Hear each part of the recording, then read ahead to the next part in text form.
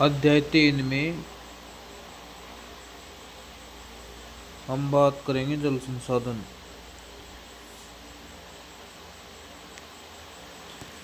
प्रकृति में जल से ही जीवन संभव है। जल के कारण ही मानव सहित समस्त जीव जंतुओं के क्रियाकलाप संपादित होते हैं। जल का उपयोग पेयजल, घरेलू उपयोग, सिंचाई, विद्युत उत्पादन, नौकायन, मनोरंजन, उद्योग आदि कार्यों में किया जाता है। जल के वे स्रोत जो मानव के लिए उपयोगी हो या जिनके उपयोग की संभावना हो, जल संसाधन कहलाते हैं। राजस्थान में मुख्य जल स्रोतों में झीलें, नदियाँ, उन पर बने बांध, नहरें, तालाब, कुएं एवं नलकूप आदि हैं। आइए हम इस अध्याय में राजस्थान के जल संसाधनों एवं अपवा तंत्र का विस्तार करते हैं। अपवा तंत्र किसी मुख्य नदी या उसकी सहायक नदियों द्वारा निर्मित जल प्रवाह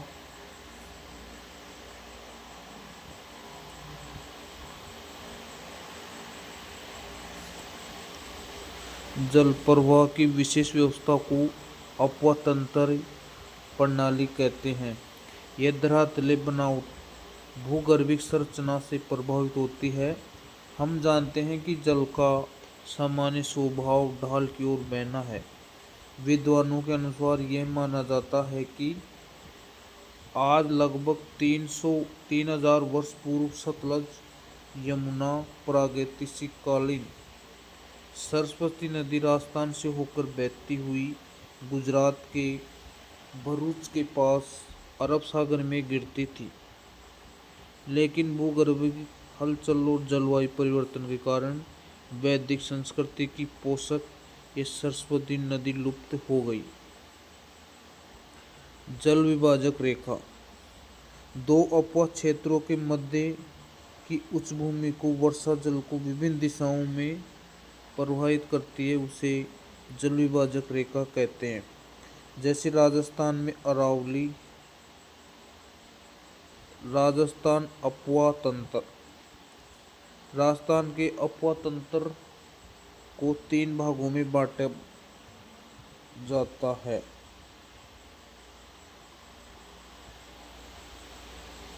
इसमें पहला है बंगाल की खाड़ी अपवा तंत्र। अरावली पर्वत से पूर्वी भाग में बहकर अपना जल बंगाल की खाड़ी में ले जाने वाली चंबल, काली सिंध, पार्वती, बनास, बेड़च इसकी सहायक नदियों बंगाल की खाड़ी अपवा तंत्र कहते हैं। दूसरा है अरब सागर का अपवा तंत्र। अरावली पर्वत से दक्षिण पश्चिम भाग में बहकर अपना जल अरब सागर में ले जाने वाली माही, लूनी, साबरमती, पश्चिमी बनास इनकी सहायक नदियों को अरब सागर का अपवा तंत्र कहते हैं। और तीसरा आता है आंतरिक अपवा तंत्र। ये ऐसी नदी जो किसी समुद्र तक न पहुंचकर स्थल भाग में विलुप्त हो जाए या किसी झील में मिल जाए, उसे आंतरिक या भूमिगत अपवा तंत्र वाली नदी कहते हैं। राजस्थान में बहने वाली घग्गर, बाणगंगा, कांतली, साबी, रूपारेल, मेंढा आदि नदियां आंतरिक अपवा तंत्र के उदाहरण है। आगे हम बात करेंगे राजस्थान की प्रमुख नदियां। जैसे चंबल, इस नदी का उद्गम स्थल मध्य प्रदेश के विंध्याचल पर्वत जान्नापांव से है। यह राजस्थान की सबसे लंबी एकमात्र वर्ष भर बहने वाली नदी है। राजस्थान में यह नदी बैसरोगढ़ से प्रवेश कर कोटा, बूंदी, सवाई माधोपुर, करौली, धौलपुर जिलों में बहने के बाद उत्तर प्रदेश में यमुना नदी में मिल जाती है। इसकी प्रमुख सहायक नदियां बनास, बेड़च, कोठारी, काली सिंध, पार्वती आदि है। राजस्थान की औद्योगिक नगरी कोटा इस नदी के किनारे स्थित है। इसके बाद बात करेंगे हम बनास। ये चंबल की एक प्रमुख सहायक नदी है। राजसमंद जिले में खमनोर की पहाड़ियों से निकलती है। ये राजसमंद, चित्तौड़गढ़, भीलवाड़ा, टोंक जिलों में बहकर सवाई माधोपुर के रामेश्वर निकट चंबल नदी में मिल जाती है। इसका जल ग्रहण क्षेत्र राजस्थान में सर्वाधिक है और पूर्णतः राजस्थान में बहने वाली ये सबसे लंबी नदी है। इसकी लंबाई लगभग 480 किलोमीटर है। बनास, बेडस और मेलनार नदियों का संगम स्थल, जिसे त्रिवेणी नाम से जाना जाता है, बेगोद भीलवाड़ा के पास स्थित है। टोंक व सवाई माधोपुर बनास नदी के किनारे पर स्थित है। बनास की अन्य सहायक नदियाँ कोठारी, गंभीरी, खारी, मोरेल है। इसके बाद हम बात करेंगे लूनी। अजमेर जिले के गोविंदगढ़ के निकट सरस्वती या सागरमती नामक दो धाराओं से मिलने से इस नदी का उद्गम होता है। अजमेर, नागौर, पाली, जोधपुर, बाड़मेर, जालौर जिलों में बहने के बाद यह नदी कच्छ की खाड़ी में मिल जाती है। बाड़मेर जिले के बालोतरा तक इस नदी का जल मीठा होता है। इसके बाद जल खारा हो जाता है। इसकी सहायक नदियाँ जोजड़ी, जवाई, मीठड़ी, खाड़ी, सकड़ी, सागी,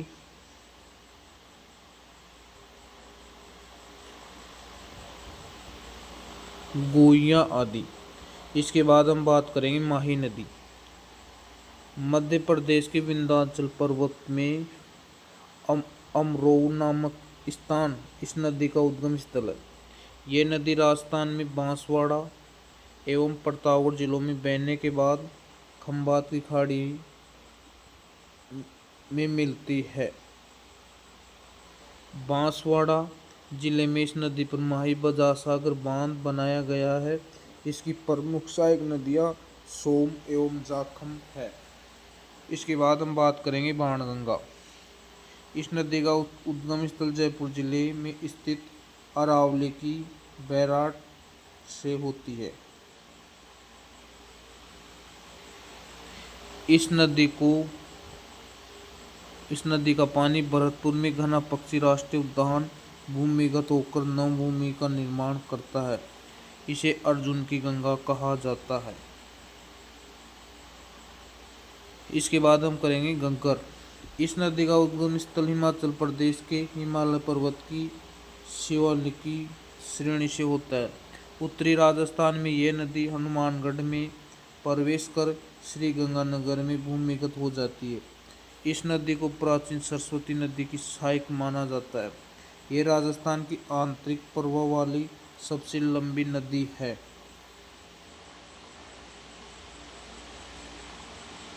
इसके बाद हम बात करेंगे राजस्थान की प्रमुख नदी घाटी परियोजना। नदियों पर बांध बनाने से जल विद्युत उत्पादन, सिंचाई, पेयजल, वृक्षारोपण, भूमिगत जल स्तर में वृद्धि, बाढ़ नियंत्रण, मृदा प्रबंधन और पर्यटन आदि कई प्रकार के उद्देश्य पूरे होते हैं। इन्हीं कारण से इन्हें बहुउद्देशीय परियोजना भी कहा जाता है। भारत के प्रथम प्रधानमंत्री पंडित जवाहरलाल नेहरू ने इस नदी घाटी परियोजना के महत्व को देखते हुए इन्हें आधुनिक भारत के मंदिर कहा। राजस्थान से संबंधित प्रमुख नदी घाटी परियोजना का विवरण इस प्रकार है।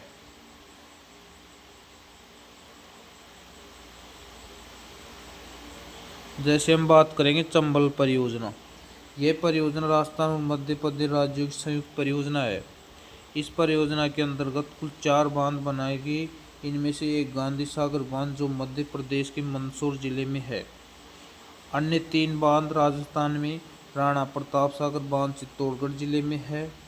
जवाहर सागर बांध एवं कोटा बैराज कोटा जिले में बनाए गए। इस परियोजना से दोनों राज्यों को मुख्यतः जल विद्युत सिंचाई सुविधा मिलती है।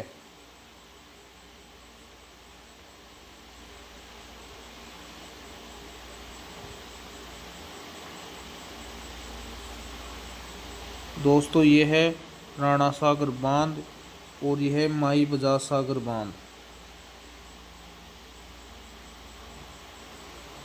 इसके बाद हम बात करेंगे माही बजाज सागर परियोजना। बांसवाड़ा माही नदी पर यह परियोजना स्थित है। यह राजस्थान और गुजरात राज्यों की सम्मिलित परियोजना है। इसमें दोनों राज्यों में सिंचाई और पेयजल की सुविधा उपलब्ध हो रही है। यह जल विद्युत परियोजना उत्पादन भी इसी परियोजना से हो रहा है। इसके बाद आती है बीसलपुर परियोजना।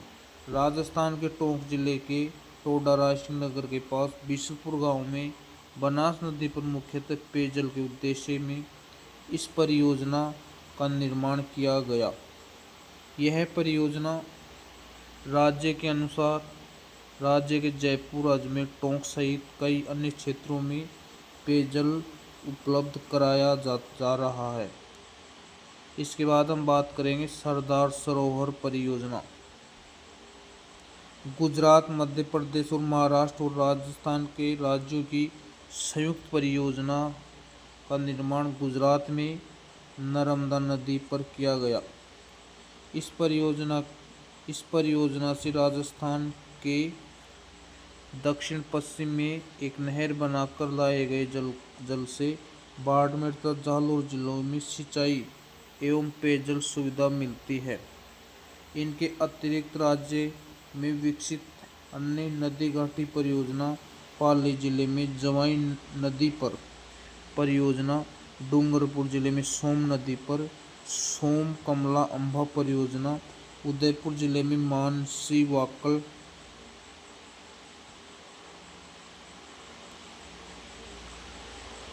मानसी वाकल तथा प्रतापगढ़ जिले में जाखन नदी पर परियोजना आदि है।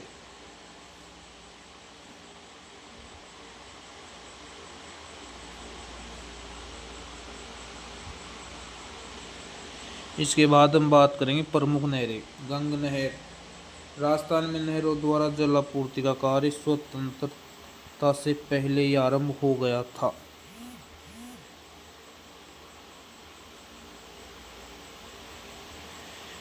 बीकानेर के तत्कालीन महाराजा गंगा सिंह ने पंजाब के सतलज नदी पर फिरोजपुर के निकट एक बांध बनवाया। वहां 1927 में नहर बनाकर पश्चिमी राजस्थान में पानी लाया गया। यह राजस्थान की पहली नहर है। वर्तमान में इस नहर से श्री गंगानगर जिले में सिंचाई होती है। इंदिरा गांधी नहर। राजस्थान के रेगिस्तान क्षेत्रों में जल उपलब्ध कराने के उद्देश्य से इस नहर को बनाने का सुझाव सर्वप्रथम 1948 में बीकानेर के तत्कालीन सिंचाई इंजीनियर कंवर सेन ने दिया था। केंद्र सरकार की स्वीकृति के बाद 1952 में पंजाब में सतलज एवं व्यास नदी के संगम पर हरि के बैराज नामक बांध का काम शुरू हुआ। हरि के बैराज में हनुमानगढ़ से मसीतावली तक 204 किलोमीटर फीडर नहर मुख्य नहर की लंबाई 649 किलोमीटर तथा वितरकियों की लंबाई 8000 किलोमीटर से भी अधिक है, जिनसे लगभग 9 लाख हेक्टेयर क्षेत्र सिंचाई होता है। नहर का अंतिम बिंदु वर्तमान में बाड़मेर के गडरा रोड तक है। यह एशिया की सबसे बड़ी नहर प्रणाली है, जिसे मरुगंगा भी कहा जाता है। यदि इस नहर को आगे बढ़ाकर गुजरात में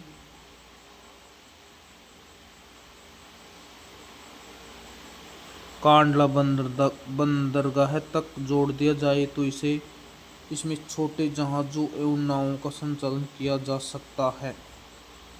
थार के मरुस्थल का ढाल पश्चिम में होने के कारण पूर्वी भाग में पानी लाने के लिए अब तक कई उत्पादक लिफ्ट नहरें बनाई गई। इंदिरा गांधी नहर के कारण क्षेत्र में कृषि विकास, मरुस्थल का प्रसार पर रोक, सूखे एवं अकाल पर नियंत्रण, पेयजल, जल विद्युत उत्पादन, पशुधन विकास, मत्स्य पालन एवं पर्यटन विकास आदि संभव हुआ।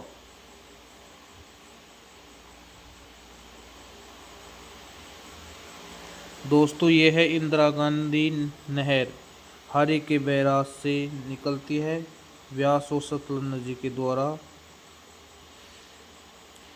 और ये पश्चिमी राजस्थान में लास्ट बिंदु गडरा रोड बाड़मेर माना जाता है।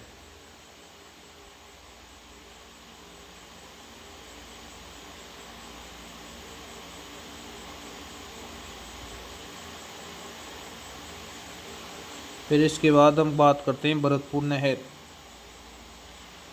पश्चिमी यमुना नहर से इस नहर का निर्माण किया गया।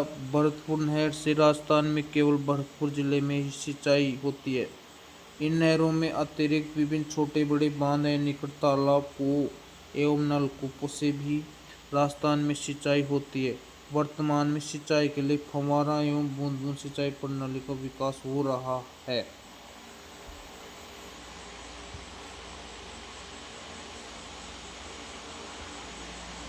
जल संरक्षण प्रबंध साधारण अर्थ में सुरक्षित करके रखना संरक्षण कहलाता है, अर्थात संसाधनों का सावधानी पूर्वक प्रबंध तथा रख रखाव से जिसे उसके दुरुपयोग अथवा अनावश्यक क्षति को रोका जा सके, संसाधन संरक्षण कहलाता है। जल ऐसा प्राकृतिक संसाधन है जिस पर न केवल मानव अपितु वनस्पति एवं संपूर्ण जीव जगत निर्भर है। वर्तमान में औद्योगिक आर्थिक वातावरण, बढ़ती उपभोगवादी संस्कृति, अत्यधिक जनसंख्या वृद्धि, सिंचित भूमि में लगातार वृद्धि होने के कारण जल के विद्युत में तीव्र गति से वृद्धि हो रही है। अतः प्रादेशिक एवं विश्व स्तर पर सभी देशों में स्वच्छ जल की मात्रा को संरक्षित करने की आवश्यकता है ताकि आने वाली पीढ़ियों को स्वच्छ जल मिल सके। हम बात करते हैं जल संरक्षण के उपाय। जल संरक्षण के लिए हर नागरिक को समाज, प्रशासन और एक साथ मिलकर कदम उठाने की आवश्यकता है। मुख्य रूप से जलाशयों में घरेलू औद्योगिक अपशिष्ट न डालना, पेयजल के स्रोतों के निकट स्नान एवं कपड़े न धोना, जल के उत्पादन खरपतवारों को हटाना शामिल है। जल पुनर्वितरण करना, अर्थात अधिक वर्षा वाले क्षेत्र में जल का नहरों के द्वारा कम वर्षा वाले क्षेत्र में पहुंचाकर जनजीवन उद्योग के लिए अनुकूल परिस्थिति उपलब्ध कराकर क्षेत्रीय और सामाजिक क्षमता को कम किया जा सकता है। इसके साथ साथ जल संचयन, जनसंख्या नियंत्रण, सिंचाई की उन्नत विधियों के प्रयोग, वनाओं में वृद्धि, भूमिगत जल को विवेकपूर्ण उपयोग और जल की पुनरावृत्ति आदि प्रयत्नों से जल की कमी और अवैनिक स्थिति में सुधार लाया जा सकता है। राजस्थान के लगभग हर क्षेत्र में कई प्रकार के जल स्रोत पाए जाते हैं। प्राचीन काल में जल स्रोत से लोगों को जल उपलब्ध होता था। इनकी अच्छी तरह से देखरेख की जाती थी। राज्य के विभिन्न जिलों में पाए जाने वाले तालाब, झीलें, कुएं, बावड़ियां आदि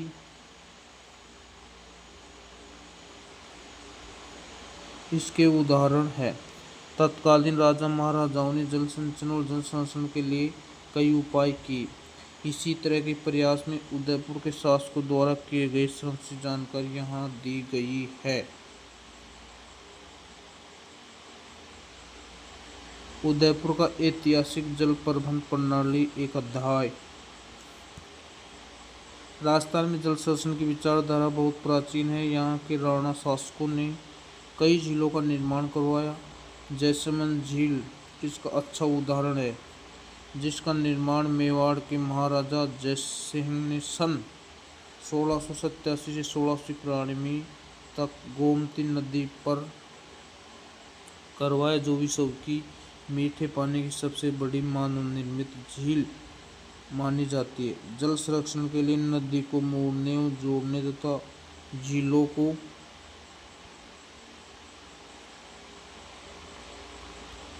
जोड़ने के विश्व में सबसे पुराने उदाहरण भी मेवाड़ में देखे जा सकते हैं। उदयपुर शहर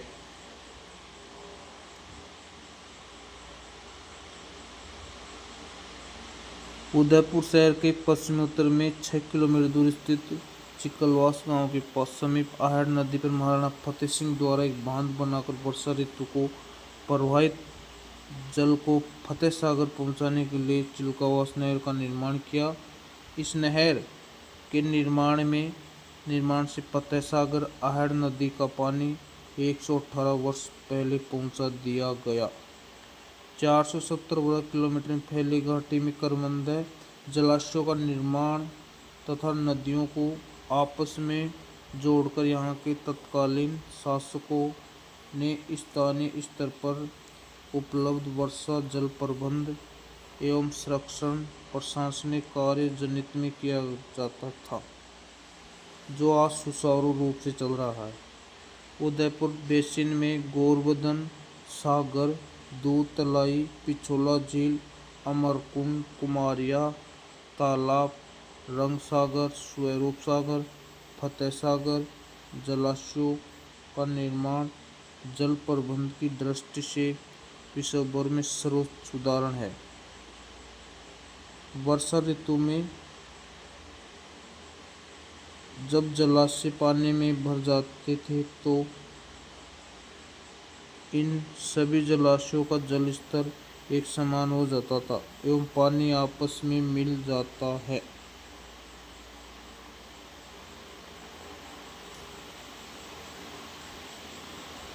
उदयपुर बेसिन में छोटे बड़े जलाशय सिंचाई, पेयजल एवं पर्यटन विकास हेतु जल प्रबंधन उत्तम उदाहरण है। महाराणा राज सिंह जी प्रथम द्वारा नदी बहाव कृत्रिम रूप से मोड़कर उसे स्थापित प्रदान किया। मेवाड़ का प्रसिद्ध तीर्थ स्थल उबेसर क्षेत्र में वर्षा ऋतु में बहने वाली नदी को मोड़कर मोरवानी नदी में मिला दिया गया। इस प्रकार उबेसर क्षेत्र